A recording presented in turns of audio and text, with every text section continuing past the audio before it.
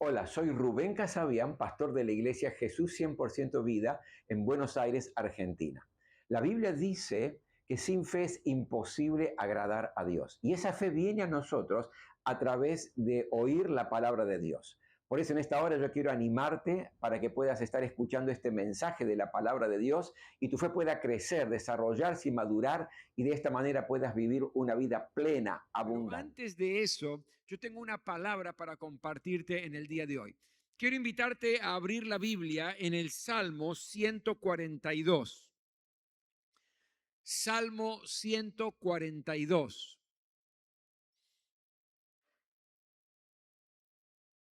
¿Lo tiene allí? Salmo 142. Usted sabe que en muchas oportunidades he escuchado a personas, tanto cristianas como aquellos que son simpatizantes, pero que no tienen una experiencia con el Señor, pero muchas veces he escuchado esta frase: ya no doy más, ya no doy más. Y son personas luchadoras, son personas valientes, que no se frenan por la vida, en la vida por las situaciones difíciles que les toca atravesar. Pero lo cierto es que llega un momento determinado que están cansadas, que están cargadas, se sienten oprimidas, que llegan a decir, ya no doy más. Es como que se evapora la fuerza, como que se evapora todo el entusiasmo. ¿Por qué? Porque no da más. Yo no sé, pero probablemente usted también ha dicho alguna vez esta frase, ¿verdad? En algún momento determinado de su vida, cuando los problemas estaban apretando el cuello de una manera feroz, cuando la situación se complicaba, uno mismo dice, bueno, ya no doy más. Y eso no significa que por haber dicho eso, usted no sea una persona aguerrida, que sea luchadora, que sea valiente, sino que las fuerzas se acaban. Hay un momento determinado que uno no baja los brazos naturalmente porque no da más y llega a decir esto: ya no doy más.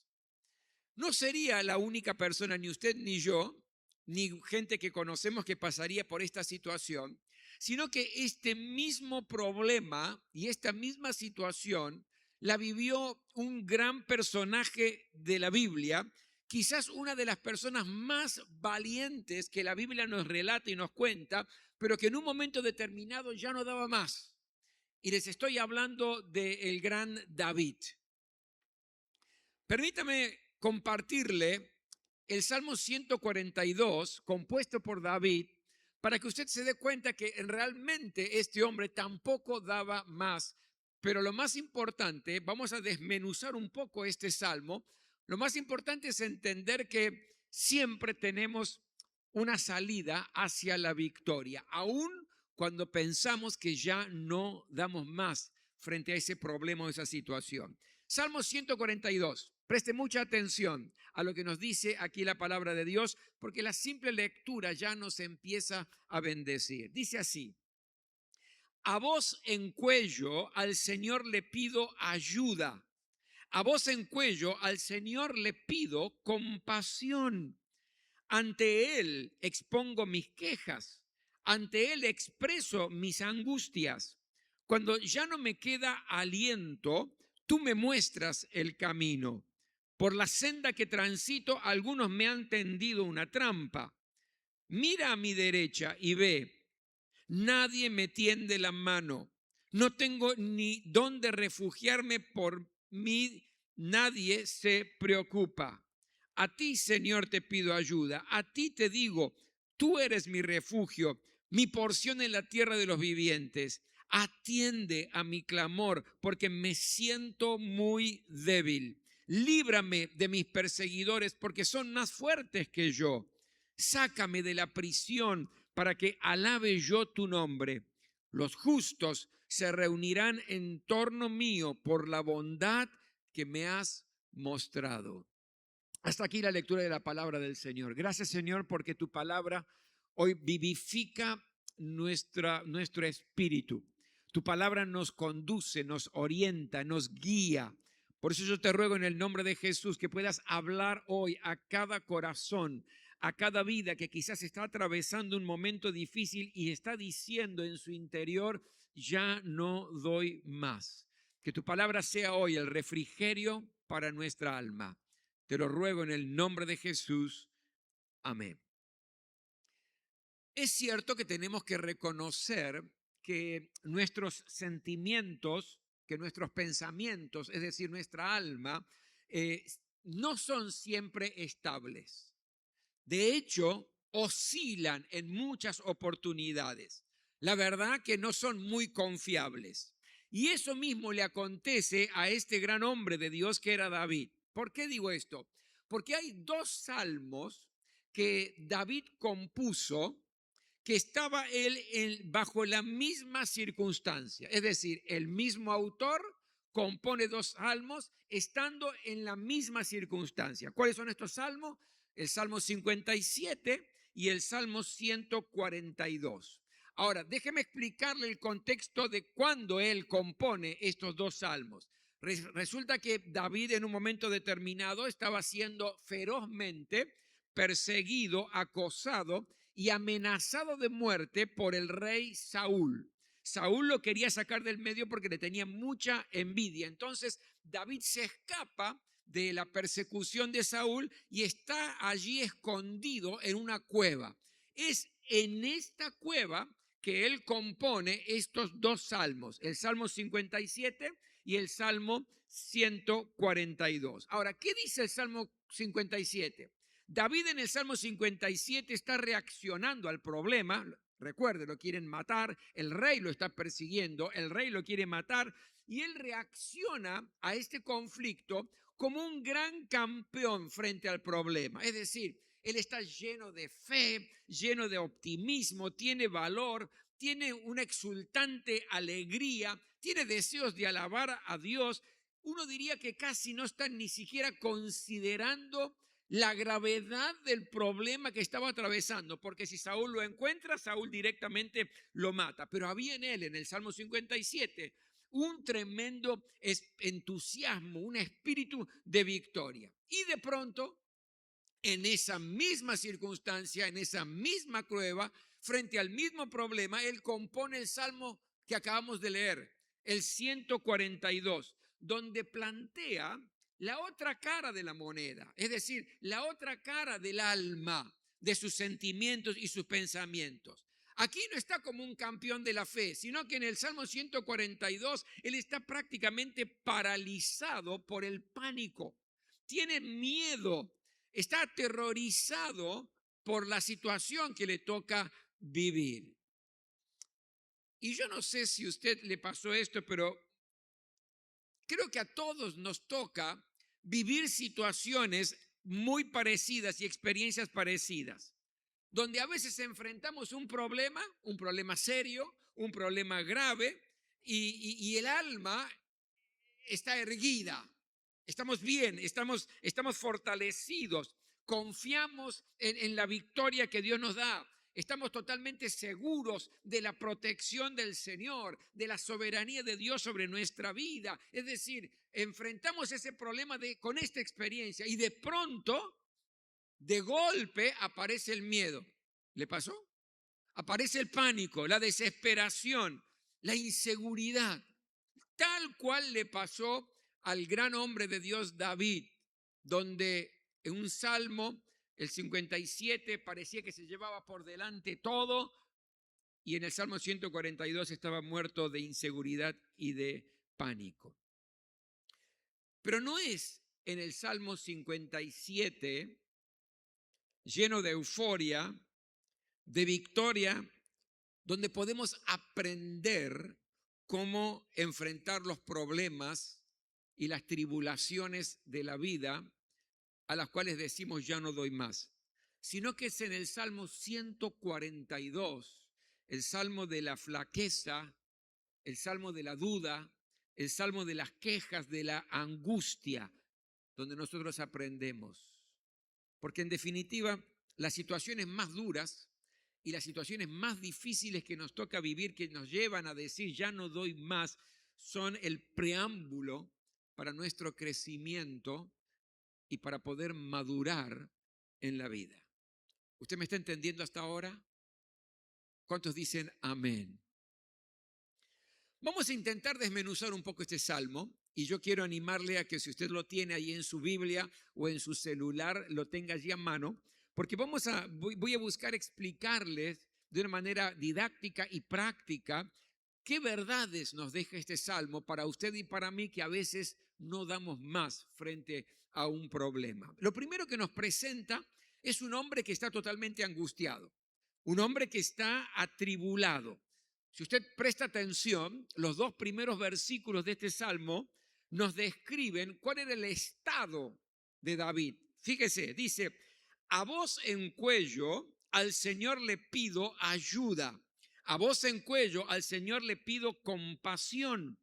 Ante Él expongo mis quejas. Ante Él expreso mis angustias. En este salmo, allí yo veo a David que se está presentando delante de Dios y diciéndole cuáles son sus quejas por la situación que está viviendo.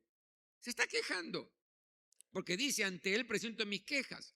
Ahora, una mejor traducción del original, en lugar de esa palabra quejas, es la palabra pensamientos perturbadores.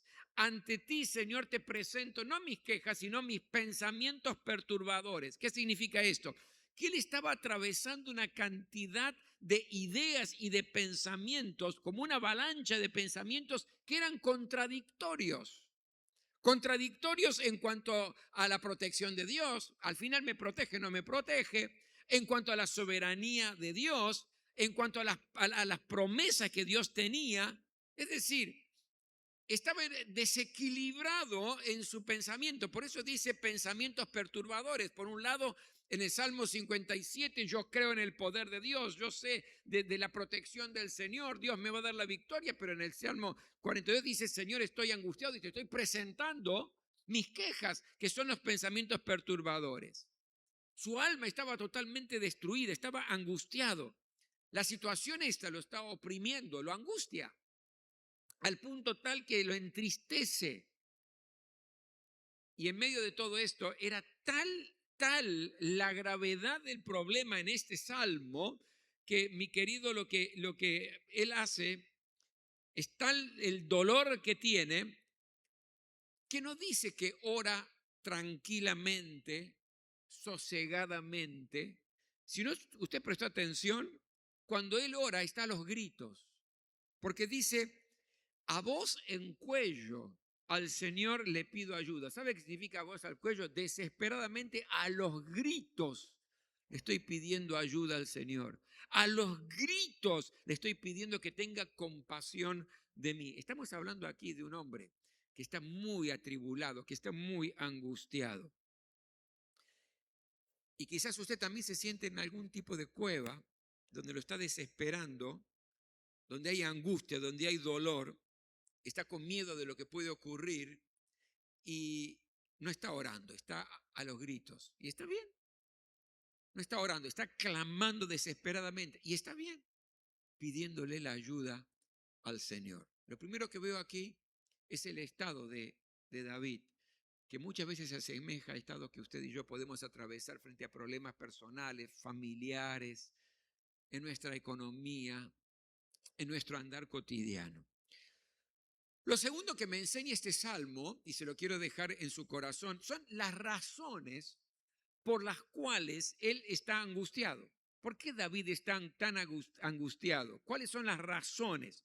Y aquí da una descripción que yo se lo voy a detallar. En primer lugar, lo que encuentro yo en la palabra es que había personas a su alrededor que le tendían trampas. Lo dice el versículo 3 en la segunda parte. Dice, por la senda que transito, algunos me han tendido una trampa.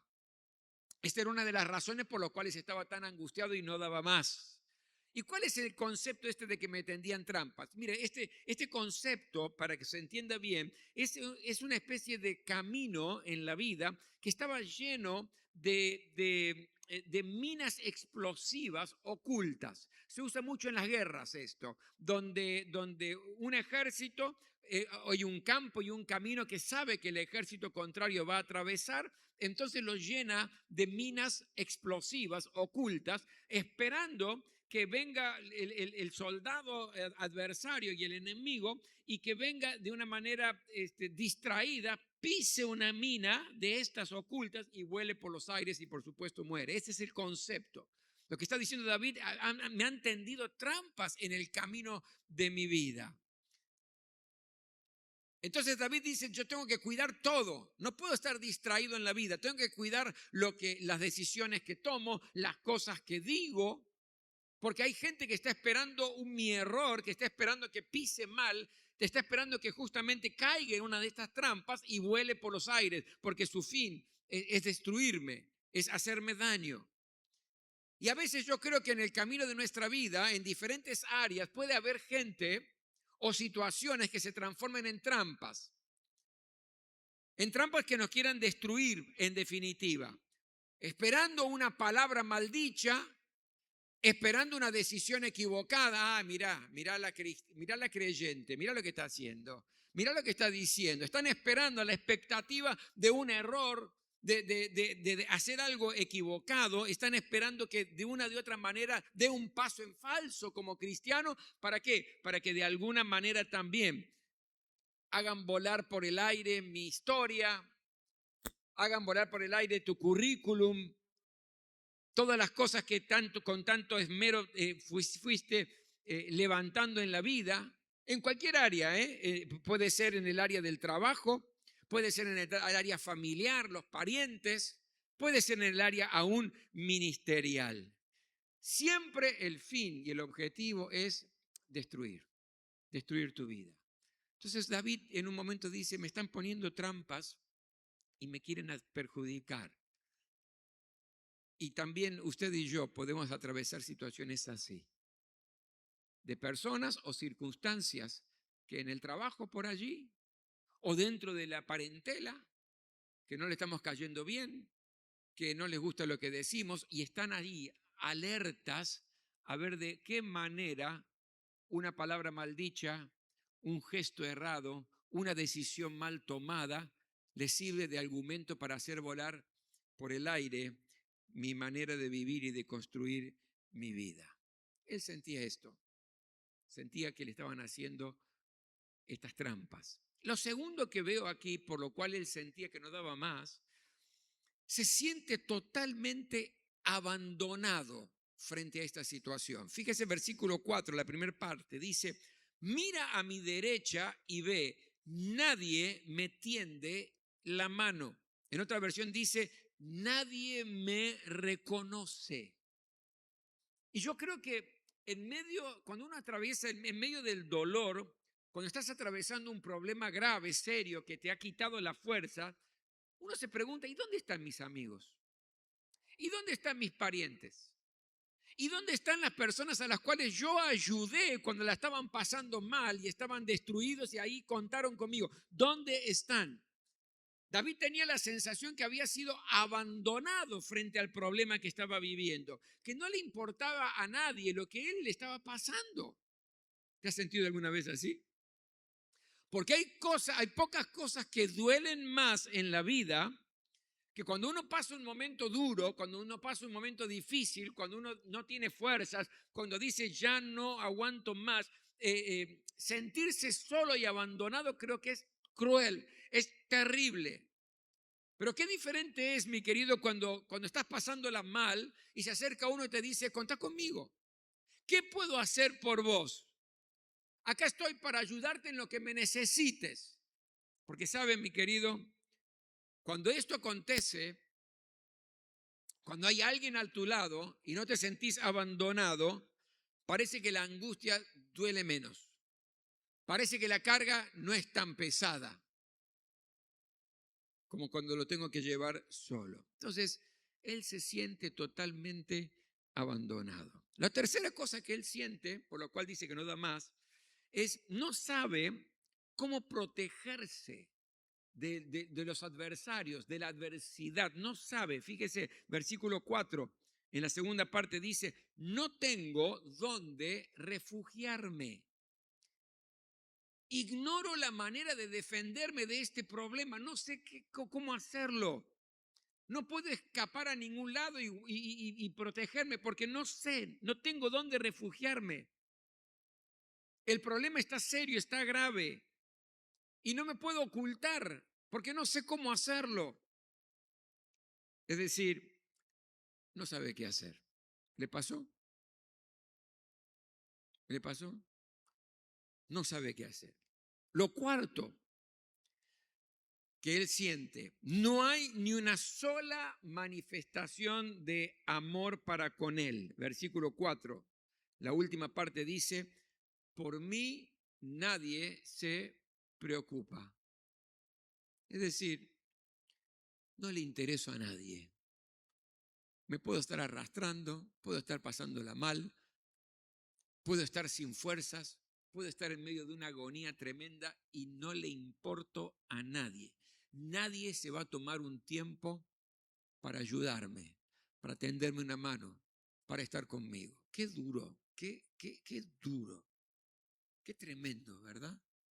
Mi querido, cuando estamos atravesando momentos difíciles en nuestra vida, porque hay personas que de alguna manera están esperando nuestra derrota y nos tienden trampas, porque quizás no sabemos qué hacer, cómo refugiarnos, no encontramos ni una sola mano para que nos dé una ayuda, no hay amigos cerca, no les importa mucho y no contamos con la familia, con los parientes como aliados, no hay ningún apoyo de nadie, nadie se interesa por nosotros. Yo creo que la situación se hace mucho más pesada y mucho más dura. Ya el apóstol Pablo también había vivido una experiencia similar a la de David. Hay un momento determinado que Pablo dice, Alejandro el herrero se ha vuelto contra mí, me ha hecho mucho daño, y la iglesia no fue solidaria conmigo. En 2 Timoteo 4:16, mire lo que dice acá, en mi primera defensa nadie me respaldó, sino que todos me abandonaron, que no les sea tomado en cuenta, dice el apóstol Pablo. Si alguna vez se sintió así, que la estaba peleando solo, que nadie se le acercó para ayudar, que nadie le quiere dar una mano y demás, sepa que grandes hombres de Dios como David y como Pablo también experimentaron la misma situación dolorosa y tan angustiante. Pero no termina aquí este salmo, porque el salmo también me enseña, y esto es lo que yo quiero sembrar bien en tu corazón, cómo enfrentar estas angustias en la vida. ¿Qué hago? ¿Qué me enseña este salmo? El mismo autor que me dice que no da más, que no aguanta más, el mismo autor que se siente totalmente abandonado, el mismo autor que dice que no tiene nadie cerca, el mismo autor que prácticamente dice, me han tendido trampas, que no sé qué hacer, la verdad no sé cómo moverme frente a esta situación. El mismo autor da tremendas recomendaciones que yo quiero sembrar hoy en tu corazón para que te lo puedas llevar a casa. ¿Cuáles son estas recomendaciones? ¿Cómo puedo yo enfrentar las situaciones angustiantes en mi vida? Lo primero, no hay nada más efectivo que orar. Escuche bien. Esta situación es real, la que estaba pasando David. No es una historieta, no es simplemente un ejemplo, no, es real. Él estaba en la cueva y compone este salmo que le brotó de lo más profundo de su corazón. Y él nos enseña, un hombre que estaba por perder la vida, porque si Saúl lo encontraba, el rey Saúl lo encontraba, iba a morir. Este hombre nos enseña que no hay nada más efectivo que orar, que clamar al Señor. Podemos hacer muchas cosas para enfrentar los problemas y no está mal movernos y hacer cosas, pero no hay nada más significativo en los tiempos difíciles que orar.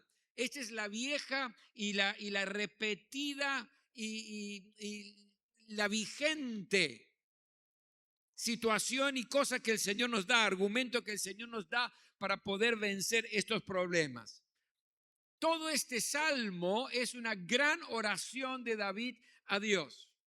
Porque, mi querido, cuando usted frente a un problema serio, frente a una situación compleja comienza a orar, hay una actitud subversiva contra el adversario, una actitud subversiva contra el problema.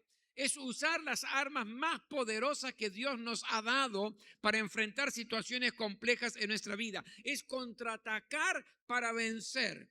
Es aliarse con Dios, el Todopoderoso.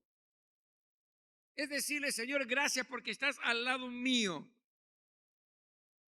Ahora, ¿cómo oro en medio de los problemas? ¿Cómo oro en medio de las tribulaciones? ¿Cuál tiene que ser el contenido de mi oración? Miren lo que nos enseña aquí. Lo primero, tenemos que aprender a confesar nuestra debilidad. Versículo 6 dice, atiende a mi clamor porque me siento muy débil. Lo que David está reconociendo es que se siente débil. No es una oración de soberbia. No es una oración, mi querido, de jactancia. No es una oración de una fe infalible que nada lo puede tocar. No, es todo lo contrario. Es una oración honesta. Es una oración sincera delante de Dios. Señor, soy débil. Tengo debilidad. El problema me ha superado. El problema es más grande de mi capacidad para enfrentarlo y vencerlo. Yo soy débil. No tengo la fuerza. Es más, no doy más. ¿Cuántos me están entendiendo? Digan amén. Por lo tanto, la primera cosa que tengo que poner en mi oración cuando estoy pasando una situación así es confesar mi debilidad. En segundo lugar, confesar el poder que tiene el enemigo. Versículo 6, la segunda parte, líbrame de mis perseguidores porque son más fuertes que yo. Son más fuertes que yo. Y esta es una oración de una total dependencia de Dios. Yo solo no puedo. Yo no puedo vencer este conflicto. Yo no puedo vencer este problema. Esta situación me supera totalmente. Me siento débil, pero tampoco puedo. Por más que me esfuerce, no voy a poder hacerlo. O Dios me fortalece o Dios es el que vence la situación en mi lugar. Y la tercera cosa que hay que aprender a confesar en la oración cuando estamos pasando una cosa así es confesar de antemano mi victoria. Fíjese versículo 7. Los justos se reunirán en torno mío por la bondad que me has mostrado. ¿Usted entiende esto, verdad? Él está declarando que ya está recibiendo la bondad de Dios, la intervención de Dios en su vida. Y esto lo está diciendo por fe. Y lo que está diciendo es, Señor, me vas a sacar en victoria y los justos, los que me rodean, la iglesia va a estar conmigo porque van a ver que tu poder se ha manifestado en mi vida. Aprenda a declarar en fe. Y fe es certeza de lo que espero, no lo que tengo. Es convicción de lo que todavía no veo. No es lo que lo vi, entonces lo digo, pero entonces allí no hay fe. La fe es cuando yo declaro y todavía no lo tengo, pero tengo la plena certeza de la intervención de Dios en mi favor. Entonces, la primera solución que encuentra David y nos enseña a usted y a mí cuando no damos más, es que no hay nada más efectivo que orar. Y ore entendiendo y confesando que es débil, que el enemigo y el problema es superior a su capacidad para resolverlo, pero ore también diciendo, gracias Señor, porque en fe declaro que la victoria ya es mía. En segundo lugar, lo que él dice que tenemos que comprender que Dios es nuestra guía. En el versículo 3 dice, cuando ya no me queda aliento, tú me muestras el camino. ¡Qué maravilla! ¡Qué glorioso! Cuando ya no sé qué hacer, no sabemos qué hacer, qué decisión tomar, qué camino tomar, qué tengo que decir, qué es lo que tengo que callar, cuándo tengo que hacer las cosas. Cuando ya no sé qué hacer, dice, Dios es el que nos muestra el camino. Es Dios el que va a revelarte qué tenés que hacer frente a ese problema a lo cual no das más. Es Dios quien va a revelarte cuándo hacer las cosas, qué decir, cuándo decirlo, dándote sabiduría, porque Él es nuestro guía. David dice, tranquilo, yo la estoy pasando mal, pero Dios es mi guía cuando la situación está compleja y yo ya no tengo ni aliento. Y esto es bueno, y esto es maravilloso. No depende de tu experiencia, no depende de lo que has aprendido, depende de Dios. Depende de conectarte con el Señor en oración y decirle, Señor, ¿qué hago? Y Él mostrará el camino. Y lo tercero, y con esto termino, tenemos que comprender que Dios es nuestro refugio. Fíjese el versículo 5, dice, tú eres mi refugio. Y aquí está hablando de protección, de protección. Mire, cuando tuve la bendición y la posibilidad de ir a predicar estando allí en Alaska, tuve experiencias maravillosas y una de ellas, no la pude ver, pero me la contaron.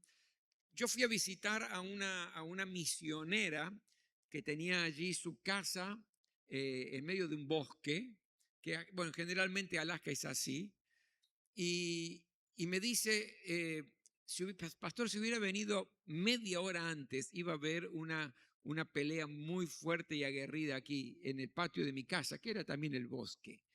Y le pregunté qué es lo que pasó. Resulta que un oso fue a atacar a una cría de alce. Y cuando eso aconteció, cuando el oso estaba por atacar a la cría de alce, su mamá, la mamá alce, de una manera desesperada y como un animal furioso, fue a arremeter contra el oso para proteger a su cría, para cuidar a su cría. Y yo dije, qué tremendo, porque el oso podía terminar con los dos, con la cría y con la madre, pero esa madre, con ese instinto protector, fue a embestir contra el oso para cuidar y proteger y hacer que su cría se sienta en refugio. ¿Sabe Jesús? Jesús dijo que Él nos protege bajo sus alas, como la gallina a su polluelo. Si usted lee el Salmo 91, que se lo recomiendo si no lo ha leído todavía, aquí nos presenta a Dios como una gran águila que estamos bajo las alas, bajo su refugio. Y el Salmo 91 es, Dios despliega un aparato protector tremendo y maravilloso que transforma en refugio seguro, donde todos podemos, como sus hijos, ampararnos. Podés pasarla muy mal. Podés estar viviendo situaciones duras y difíciles. Podés llegar a decir, ya no doy más. Es el tiempo de clamar. Ni siquiera te digo de orar, de clamar. A voz en cuello, dice David, a los gritos, porque no doy más. Es el tiempo de clamar al Señor, decirle, soy débil. Decirle, esta situación me supera. Es más grande que mi capacidad para resolverla. Pero yo creo en ti, Señor, y de antemano sé que voy a tener la victoria. Confía en el Señor y contactarte con Él y comunicarte con Él para que te guíe qué hacer, cómo hacer las cosas, cuándo, qué decir, cómo moverte, qué actitudes tener frente al problema. Y por sobre todas las cosas, sabe que Él es tu protector. Sabe que Él está bajo sus alas. Sabe que Dios nunca, nunca te va a abandonar. Y sabe, David no solamente quería salir de esta situación apremiante, sino que él llega a decir que deseo, Señor, alabar tu nombre. Alabar tu nombre. Con tu victoria, Señor, quiero alabarte, bendecirte, exaltarte.